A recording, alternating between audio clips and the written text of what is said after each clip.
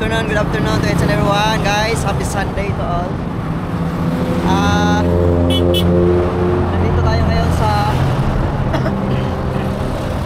sa may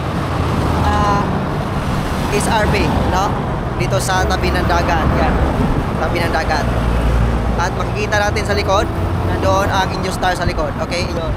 At saka nandito ang seaside. So, samahan nyo ako sa ano natin, sa vlog natin ngayon, which is the Mambaling South Boulevard update, upang makita natin kung ano na ang bago.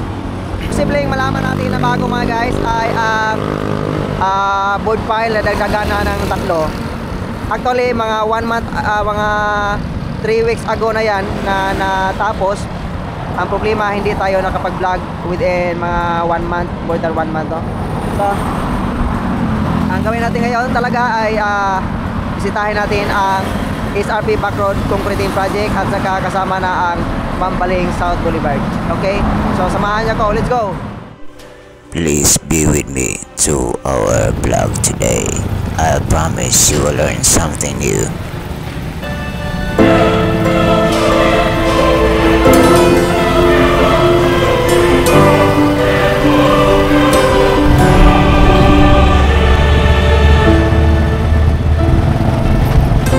Dito tayo, mga guys, daan sa may yan ang sinatabi nating U-turn slot. Okay, yan ang U-turn slot. Yan yun. Lagyan dito ng barrier. Nandyan ang SRP tower. Yan ang SRP tower. Dito tayo, mga guys, sa likod. Tingnan natin SRP Backroad. Okay, dito sa right natin ay ang CCLEX. Yan ang CCLEX na sa right natin. Okay, so for the future, mga guys, pag ma-develop itong area na to, ay maganda to dito. Yan, pag malinisan yan dyan, malaki yan, oh.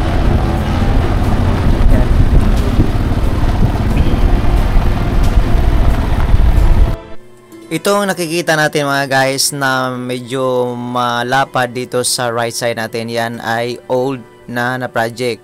Since 2013 nakita ko na yan. Matagal na yan. Matagal na talagang hindi ito na dugtungan ang proyektong ito. Pero ang proyektong ito ay sana may pagpatuloy.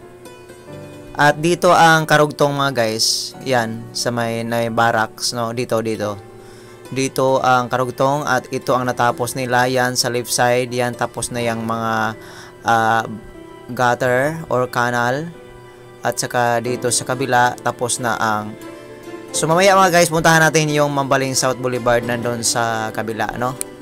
So kailangan muna nating daanan kunti ang dito sa SRP Backroad Concreting Project. So yan, no, yung may mga bata dito, yan ang natapos nila, 2 lanes. At saka sa right side, hindi pa nila nasisimento kasi lagyan pa yan ng barrier sa kabila, katulad yung nadaanan natin kanila, yung old project, no. Ganyan ang mangyari, mga guys. Maganda talaga to dito, malinis to soon pag matapos. So yun, mga guys, no. At saka hanggang dito lang sa malapit sa dump truck ang 2 lane na natapos nila sa contractor dito. At saka yung 1 lane, no, nag-start ito 1 lane hanggang doon sa may poste yung sa isang backhoe. So, as what I have told you, mga guys, tapos na ang kanilang mga gutter or canal sa left side hanggang doon sa may poste. Kasama na dito ang 1 lane na sa left natin. Dito tayo ngayon, mga guys, sa may Mambaling South Boulevard. Yan, nakapatong tayo dito sa may mga girders. Yan. Actually, mga guys, yung mga girders nila ay marami na, no. 1, 2, 3, 4, 5, 6, 7, 8, 9, 10, 11, 12, 13, 14, 15, 16, 17.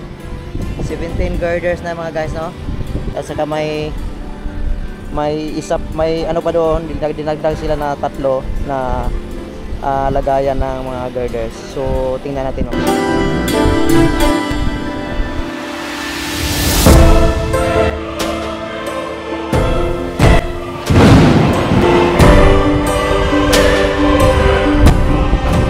Marami ng kalawang guys, at saka ang nasa ilalim, oh, marami na mga ano yung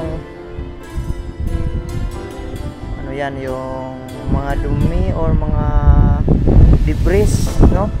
So kailangan talaga pag before lagyan ito ng forma, ito kailangan yan lagyan na kunin yung mga ano, yung para mga ganito, yung para mga dito yung mga debris, kasi maging spacer yan ng concrete, yung old concrete, saka dito maging spacer yan, no?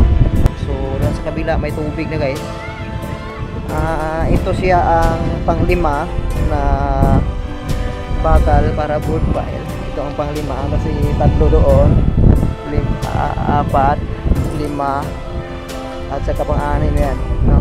Maraming tubig dito mga guys. Yan. Yung doon, yon ang 6, 7, 8, 9, 10, 11, 12, no? 10, 11, 12. So yan mga guys. So dito may tubig, no? At saka dyan may tubig.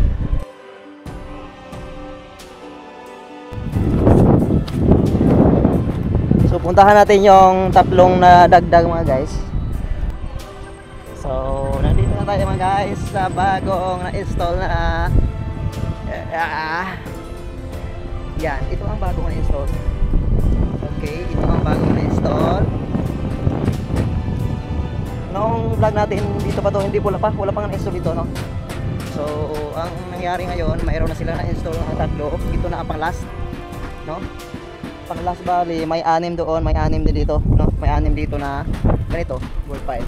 Yan ang kagandahan dito mga guys. Ano dito, may walang tubig, no? Medyo ano siya, medyo dry siya kumpara doon sa kabila, may tubig doon, no? Dry siya dito mga guys. At saka may kunting ano siya diyan, may kunting ano diyan, debris, no? Kunting linis lang. At saka pwede na maglagyan ng forma para sa next na pundasyon or yung tinatawag nila na abutment yata, abutment. Kaya dry. Mayroon ding mga ano kailangan linisan talaga next time. Yun, iwan ko may mga ano, may mga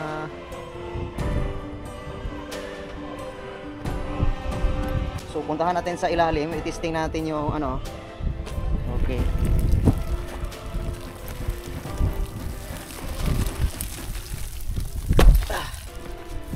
yan, dito na tayo sa baba mga guys.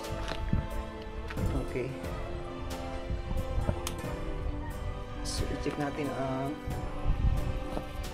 ang ano, kung matigas ba ito. Okay, matigas siya. May mga kunting ano lang, mga debris, kunti lang mga guys, kunting linis lang yan. Okay,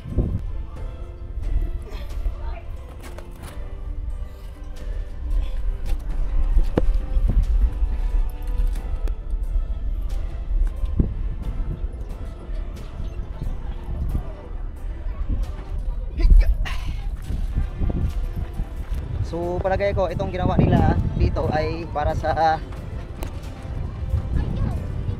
sa additional na girder, no? Additional na girder yan. Yan ang ginawa nila, additional girder.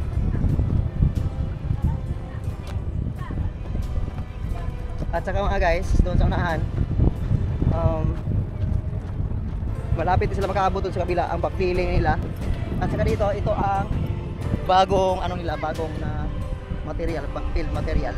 Okay, medyo malapit na sila makaabot doon, no? Mayroon silang bagong ano dito, mayroon silang bagong nalagay na ano po, or yung ano po, yung white soil, no? medyo malaki na ang ano nilang lagay dito, hanggang dito na oh. Yan, yan. Medyo malapit sila makaabot doon. Yan. Kita nyo yung kanal galing doon. Galing doon sa saan ba yung Carlo? Doon. So malapit na maano mga guys makaabot doon. So yung bahay na yan mawala yan. At saka yung bahay na yan mawala yon. At saka subject to backfill yung area na yan. So subject to backfilling or subject to backfill. So yun lang mga guys. Ito ang bagong na-backfill ngayon. Ito ang bagong na-backfill ngayon. Ito dinaanan natin. Ito ang bagong na-backfill. Medyo sa isang araw lang. Medyo sa isang araw lang nangyari or sa last week, no? Na ito ang mga cable nila para sa ilagay sa girders. Mga cable yan.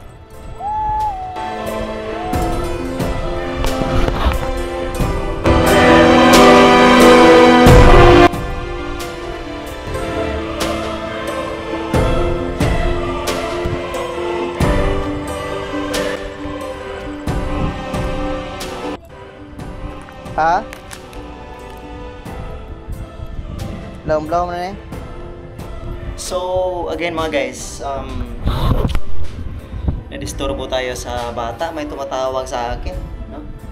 Again, nakita natin ang mga yung bakal para sa board piles. Kulang na lang abutment ang nilagay nila or pundasyon ng bridge, no? Yung pinapatungan ng girders, yun na lang ang kulang mga guys na ilagay. Kaso lang hindi pa ma-resume ang work dito, lalo-lalo na sa paglagay ng abutment, pundasyon para ipatong yung mga girders. At saka pagdagdag ng mga girders, nandoon nakita natin kanina na mayroon silang nilagay na mga lagayan ng mga girders at kulang pa ng mga purma upang malagyan ng buhos. At saka hindi pa nalagyan ng mga yung mga bakal, no? May bakal na nakapurma ng girders, hindi pa nalagyan. So siguro again ulitin ko, siguro mga after 1 month or after 3 weeks or 2 weeks ma-resume ang work. Yun kapag makauwi na sila o makabalik na sila dito, yung contractor maybe or yung mga workers. Nakita natin kanina wala talagang workers, no? O, parang isa lang ang backhoe na nakikita natin. Tingnan natin. O yun, isa lang ang backhoe nakita natin at saka yung isa na isang road roller nakita natin. So yung mga heavy equipments na iba, yung mga malaki, yung tagapag-drill at saka yung tagapag-drill at saka tagapag-lifting ng yung mga bakal ay wala, no? So nakita natin dito na equipments ay road roller lang at saka isa na backhoe, no? Siguro yung road roller para doon sa backfill material, siya ang tagapag-compact at saka yung backhoe isa siya ang tagapag-spread ng materials. So yun lang mga guys. So maybe medyo matagal-tagal pa. Hintayin natin, i-check na lang natin next time dito. Baka may dumating na mga equipments, other equipments para sa pag-continuous ng work dito, no? Para malagay na yung abutment at saka mapatong na yung girders at malagyan ng slab doon sa ibabaw at saka asphalt, no? At saka yung backfilling dyan sa kabila, yung na-video natin kanina ay parang continuous yun siya, continuous no? So hindi natin na-monitor kung anong schedule ng backfilling, pero palagay ko continue lang, nag-continue lang sila dito sa backfill, no? So yun lang mga guys.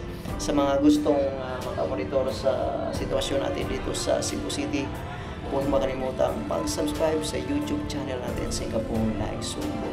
So huwag mahiyang mag-comment. Sana susuporta kayo sa YouTube channel natin, Singapore Like Subo. Please like, share, and subscribe. Thank you so much. Bye. God bless. Shout out to FDMTV. Shout out to Zef G Mix TV.